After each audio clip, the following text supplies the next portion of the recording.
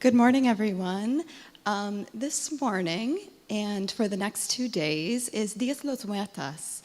And I just wanted to pull attention to our selection this morning. It's from the movie Coco. It's called Remember Me. And Dias Los Muertos is the Day of the Dead. And it's a time to remember ones that we love who have passed on. And I'm going to play just a little bit more of that snippet for you all, and I want you to hold someone in your thoughts. Maybe that's not with us anymore, and just have a moment to remember.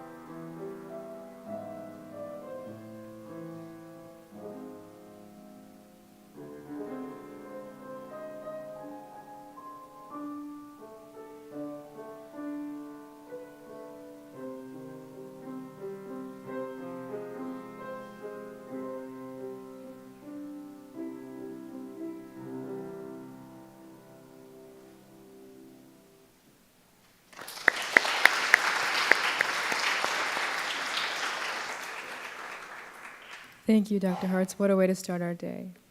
Good morning, Buffalo Seminary. Happy day after Halloween and Adam Sandler Day. Day. Today is Tuesday, November 1st, and it is a day on your schedule. Today's quote is from Maya Angelou. Have enough courage to trust love one more time, and always one more time. And now we have a senior presentation by Mae McNamara.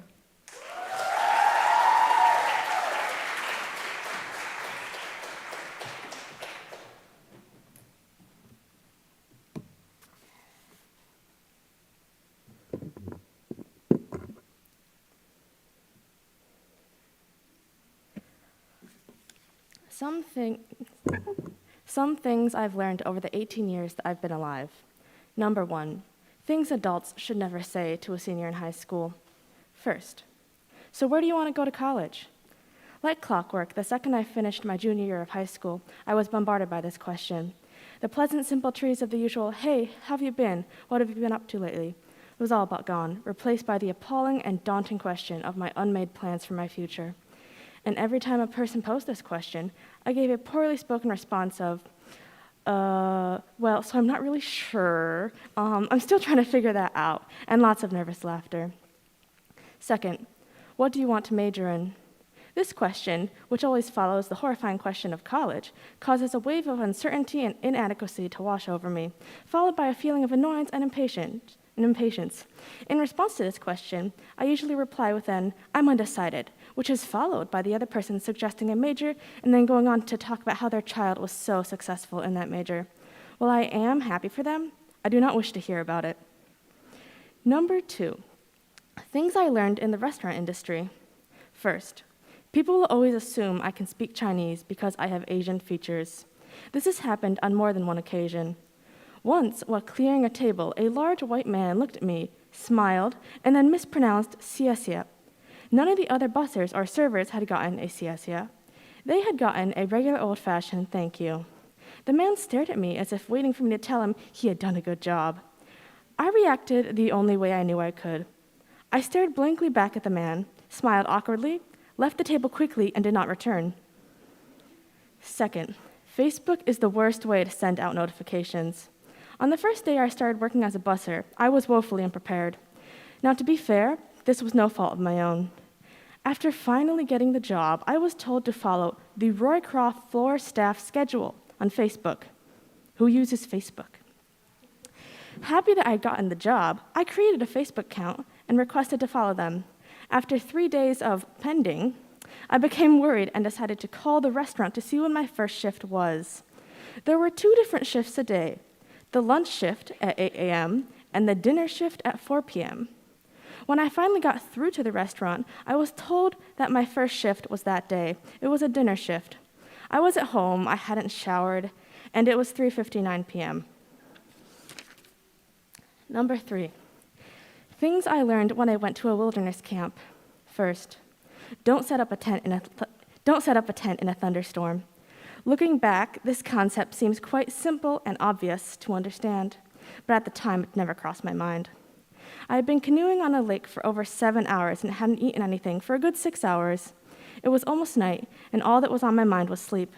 There was only one thing in my way, and it sat on the ground, neatly packaged in its 6-person tent package, as if taunting me. Tired and hungry, I began to put the large tent together. After what seemed to be a very long time, I had managed to put the framework of the tent together when the wind became stronger and the sky darkened and it began to downpour with thunder and lightning all around. I continued to hold on to the metal frame to keep the tent from falling apart. I can't tell you how long I held on to the metal pole, nor do I know why. All I know is that it was amazing I wasn't electrocuted. After wrestling with the storm for what seemed like an eternity, I was finally forced to admit defeat and huddle under a tarp with everyone else. Second, braids are the most useful hairstyle when camping for over 2 weeks without a shower. These wonderful creations are not just in Patagonia ads because they're cute. These hair knots help to keep you from noticing the amount of dirt and oil that has accumulated, and if done in certain styles, will prevent you from hitting yourself in the face with your hair. Number 4, things I've learned from my athletic endeavors. There is almost no sport that does not require some form of running. I hate running. When I first heard of the game squash, the orange oblong fruit appeared in my mind. Contrary to my belief, squash was not a game where you hit the pumpkin-like food with frying pans. Instead, it was akin to racquetball. Believing both racquetball and squash were relatively low-energy sports, I joined. I was very incorrect. On my first day of squash practice, the coach had us run 55s. For those of you who do not know what 55s are an exercise consisting of 20 sprints, sprinting to the far wall and back in under 60 seconds. The coach had us continue to do this exercise until we made it in a time of under 60 seconds, so it took a very long time. Lots of sprints. Squash is not a low-energy sport. So, my current plan is to continue living my life, taking in as many lessons as possible, and hopefully someday I'll be able to answer all of those questions adults asked me about. Okay, I'm done. Yep.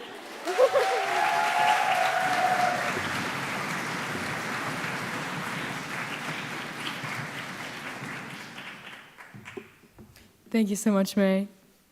Any faculty announcements? Oh, wait, hold on. Today for lunch is Nacho Bar. Any faculty announcements?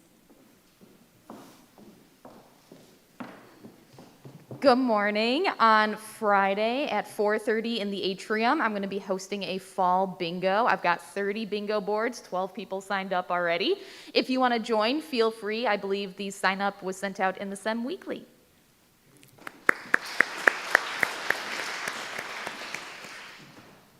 Any other faculty announcements?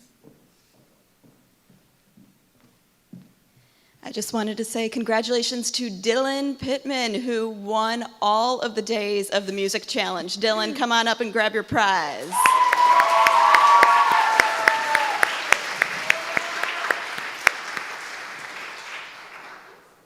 Congratulations. Any student announcements?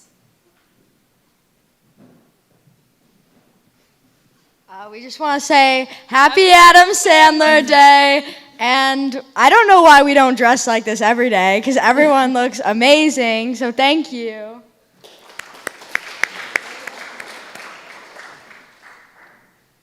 Back again. Soccer lost their game 1-0, but probably the greatest game of my life. We lost in overtime on a free kick, so that's not even a win. So it was good. Also, we lost on a handball call that wasn't Didn't a even handball. have, like, literally no one No touched handball. the ball, but But everyone did so good all season, and I love you all so much. I'm going to miss you.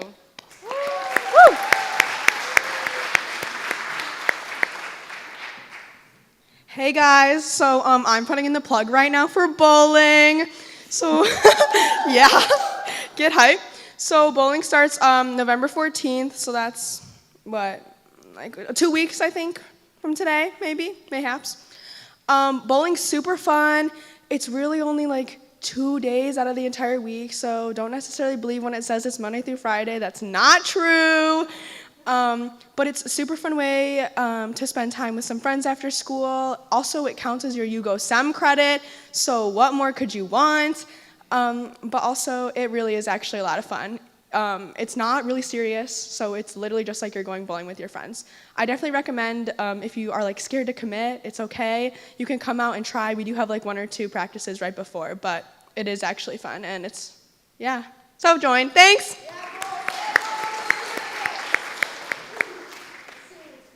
Any other announcements in general? Okay, everybody have a great day and get to class.